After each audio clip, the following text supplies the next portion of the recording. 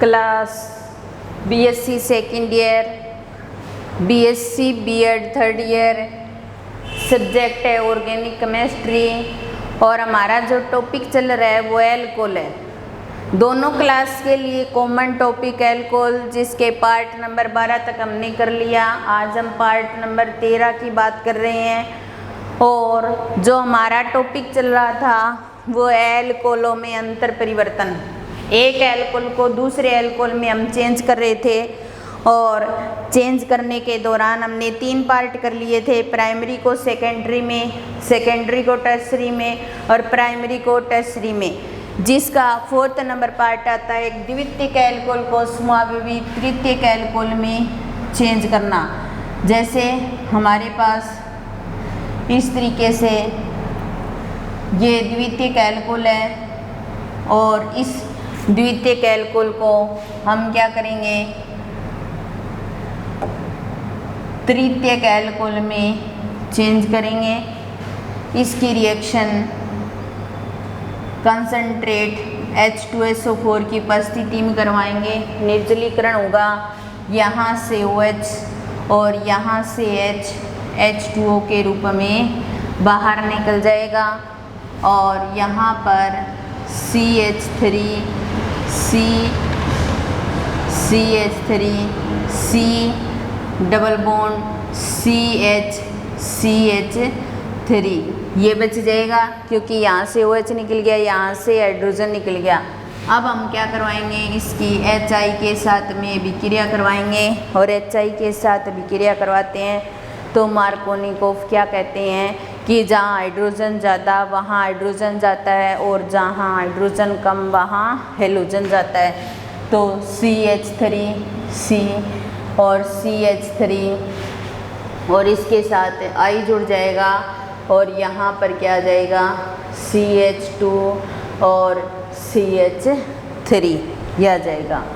फिर इसके बाद में AgOH के साथ रिएक्शन करवाएंगे और AgOH के साथ रिएक्शन करवाने पर AgI बाहर निकल जाएगा और I के स्थान पर क्या जुड़ जाएगा OH, क्या जुड़ जाएगा OH और इधर CH2 और CH3 और जब C के साथ OH जुड़ा होता है तो वो क्या होता है टर्सरी एल्कोहल। तो यहाँ पर हमने सेकेंडरी एल्कोहल लिया था और समावयवी टर्सरी एल्कोहल में बदल दिया। तो इस तरीके से सेकेंडरी एल्कोहल लेकर के टर्सरी एल्कोहल में बदला जा सकता है। फिर उसके बाद में नेक्स्ट जो आता है एक प्राथमिक एल्कोहल का, एक प्राथमिक एल्कोहल का समावयवी तृतीयक एल्कोहल में परिवर्तन, समावयवी तृतीयक एल्कोहल में परिवर्तन। अब हम प्राथमिक एल्कोहल लेकर के उसको तृतीयक एल्कोहल में परिवर्तित करेंगे। जैसे हमारे पास CH3 और CH3 CH और CH2OH, CH2 के साथ OH जुड़ा हुआ है, इसका मतलब ये क्या है प्राइमरी एल्कोहल है और प्राइमरी एल्कोहल की कंसंट्रेट H2SO4 के साथ रिएक्शन करवाएंगे तो यहाँ से OH और यहाँ से H H2O के रूप में बाहर निकल जाएंगे तो CH3 CH3 और यहाँ पर C बचेगा क्योंकि हाइड्रोजन निकाल दिया हमने, इधर से OH निकाल दिया H2O के रूप में। क्योंकि कंसंट्रेट H2SO4 के साथ रिएक्शन करवाएंगे तो यहाँ पर एल्कोहल का क्या होगा निर्जलीकरण। तो यहाँ पर क्या आ जाएगा डबल बॉन्ड आ जाएगा और ये क्या बन जाएगी एल्कीन बन जाएगी, ठीक है। और फिर उसके पश्चात एल्कीन की HI के साथ अभिक्रिया करवाएंगे तो वही मार्कोनिकोव का नियम लगेगा, जहाँ हाइड्रोजन ज़्यादा वहाँ हाइड्रोजन जाएगा और जहाँ हाइड्रोजन कम वहाँ कौन जाएगा रेनाइन जाएगा। तो CH3 और ये CH3 ये कार्बन और यहाँ पर इसके साथ हाइड्रोजन आ जाएगा तो ये भी CH3 में चेंज हो जाएगा और इस कार्बन के साथ कौन जुड़ जाएगा, I जुड़ जाएगा।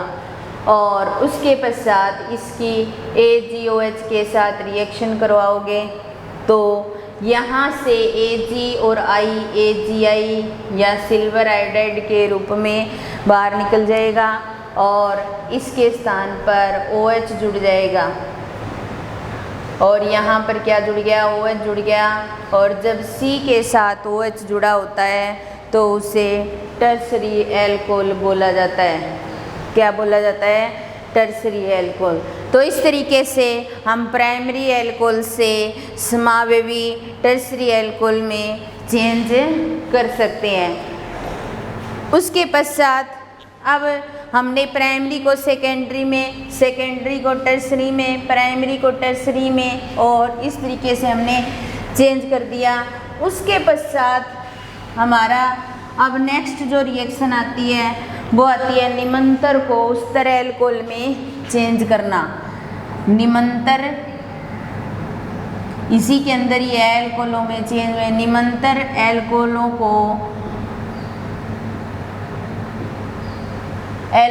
को उच्चतर एल्कोहलों में परिवर्तन करना। एल्कोहलों में परिवर्तन करना।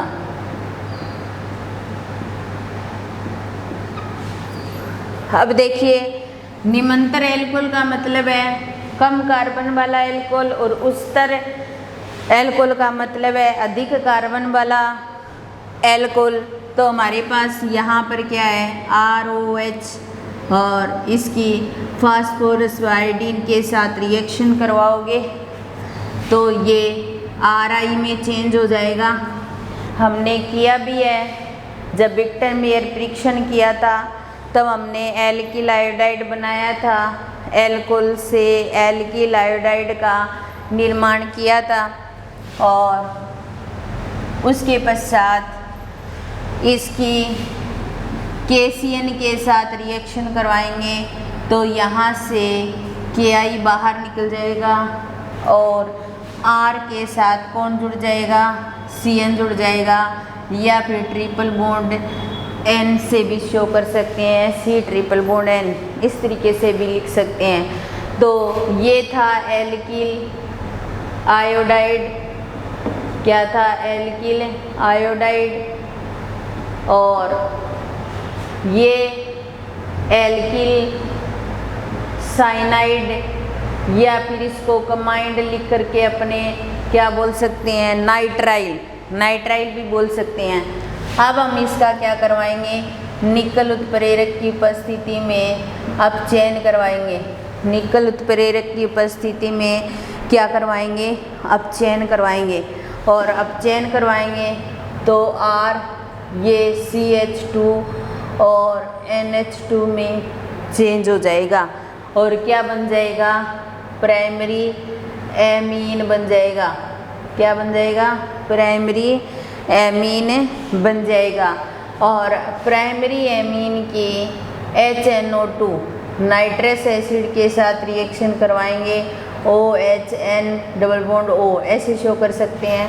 ये हाइड्रोजन तो O के साथ निकलेगा, ये N के साथ निकलेगा और ये OH इसके साथ जुड़ जाएगा तो RCH2OH ये आ जाएगा और यहाँ से N2 बाहर निकल गया और H2O बाहर निकल गया और ये प्राइमरी एमीन बन गया।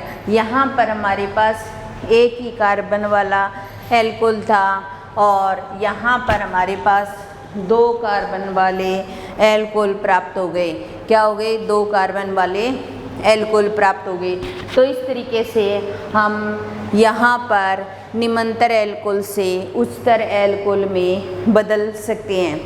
उसके बाद नेक्स्ट आता है उच्चतर एल्कोहल से,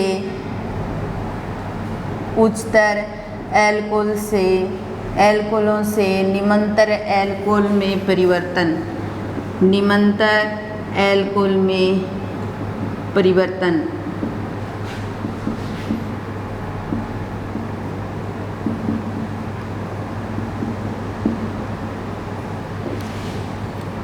अब देखिए उस्तर एल्कोहल जो बनाया है उसी को ले लेते हैं हम। तो यहाँ पर हमारे पास क्या आ जाएगा, RCH2OH ये ले लेते हैं, और प्राइमरी एल्कोहल होता है ये, ठीक है। 2 कार्बन है इसके अंदर। अब हमें क्या करना है, 1 कार्बन वाला एल्कोहल बना लेते हैं हम। तो इसका ऑक्सीकरण करवाएंगे, और प्राइमरी एल्कोहल का जब ऑक्सीकरण करवाते हैं K2Cr2O7 की प्रेजेंस में, हमने करवाया भी है, तो क्या बनता है, एल्डिहाइड। क्या बनता है, एल्डिहाइड। तो ये एल्डिहाइड में चेंज हो जाएगा, एक हाइड्रोजन यहाँ से निकल गई, एक हाइड्रोजन यहाँ से निकल गई। फिर हम एक बार फिर ऑक्सीकरण करवा देते हैं, और एल्डिहाइड का जब आगे ऑक्सीकरण करवाते हैं तो ये किस में चेंज होता है, कार्बोक्सिलिक एसिड में। किस में चेंज होता है, कार्बोक्सिलिक एसिड में चेंज होता है, ठीक है।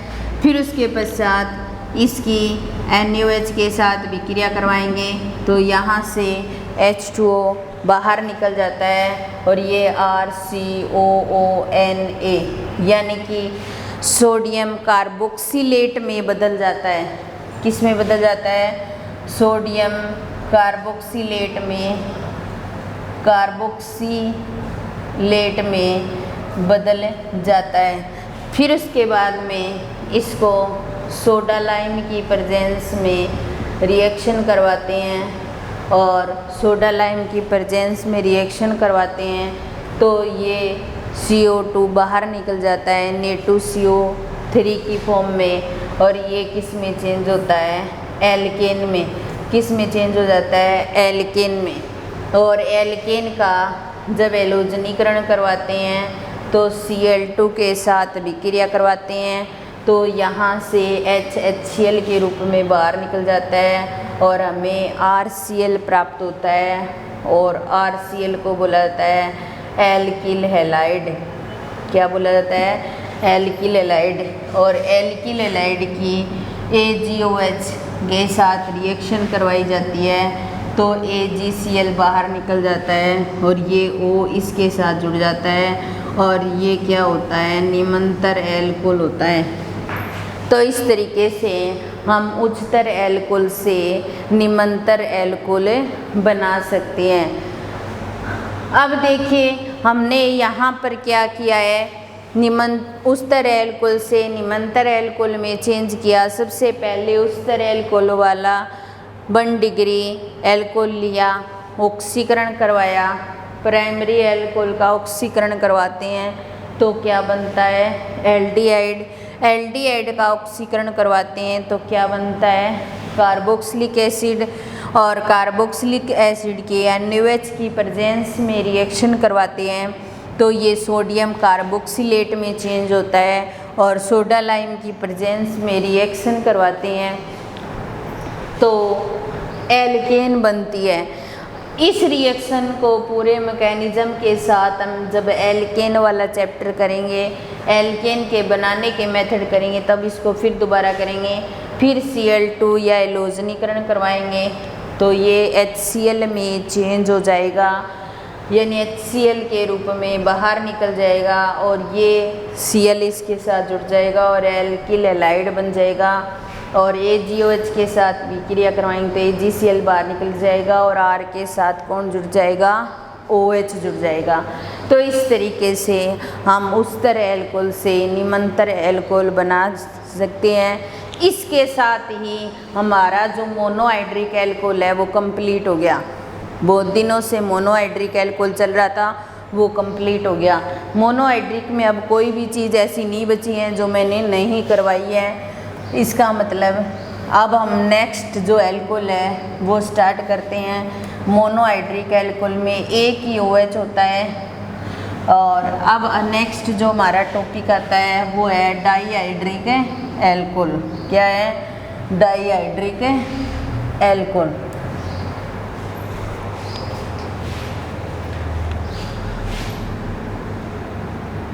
Dihydric alcohol.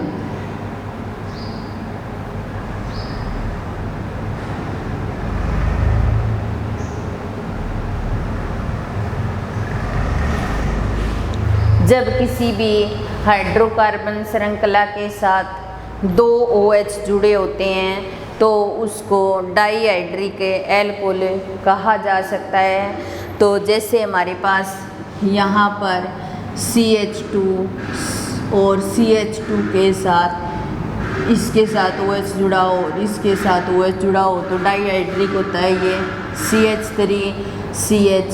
इसके साथ OH जुड़ा हो या इसके साथ OH जुड़ा हो तो ये डाईहाइड्रिक एल्कोहल होता है, या फिर इसे 1,2 डाइओल भी कह सकते हैं, या फिर इसे ग्लाइकोल भी कह सकते हैं। तो ये सारे नाम किसके होते हैं? डाईहाइड्रिक एल्कोहल के होते हैं। जैसे हमारे पास CH2 डबल बॉन्ड CH2 इसका ऑक्सीकरण करवाएं और जल अपघटन करवाएं KMnO4 की उपस्थिति में, तो इस कार्बन के साथ OH जुड़ जाएगा और इस कार्बन के साथ OH जुड़ जाएगा और इसमें 2 कार्बन हैं, इसलिए इसको क्या बोलेंगे? Ethylene glycol. क्या बोलेंगे? Ethylene glycol. या फिर इसको सीधा ही क्या बोल देंगे? ग्लाइकोल बोल देंगे, या फिर 1,2 डाइओल भी कह सकते हैं। और डाईहाइड्रिक एल्कोहल तो है ही, क्योंकि हमारा टॉपिक ही क्या है? डाईहाइड्रिक एल्कोहल है। ठीक है, तो इस तरीके से डाईहाइड्रिक को ऐसे शो कर सकते हैं। उसके बाद में आती है बनाने की विधि। डाईहाइड्रिक एल्कोहल के बनाने की विधि, और सबसे पहली विधि आती है एल्कीनो से। क्या आती है? एल्कीनो से। तो एल्कीनो को लेकर हम कई प्रकार से डाईहाइड्रिक एल्कोहल बना सकते हैं। एल्कीनो की अगर KMnO4 के साथ जल अपघटित किया जाए या उसे KMnO4 के साथ ऑक्सीकृत किया जाए तो हम 1,2 डाइओल या ग्लाइकोल बना सकते हैं या डाईहाइड्रिक एल्कोहल बना सकते हैं। अगर हम ओस्मियम टेट्राऑक्साइड के साथ भी एल्कीनो की रिएक्शन करवाएं तो उससे भी हम 1,2 डाइओल बना सकते हैं। या फिर हमारे पास एल्कीनो और एल्कीनो की परमाणु के साथ रिएक्शन करवाई जाए तो उससे भी 1,2 डाइओल बना सकते हैं। लेकिन वहाँ पर जो 1,2 डाइओल बनेगा या ग्लाइकोल बनेगा तो वो कैसा बनेगा? ट्रांस टाइप का, यानी कि OH जो होंगे वो दोनों एक दूसरे की ट्रांसपोजिशन पर जुड़े होंगे। तो इस तरीके से एल्कीनो से एल्कोहल बनाने के 3 मेथड हैं। एल्कीनो से एल्कोहल बनाने के 3 मेथड हैं।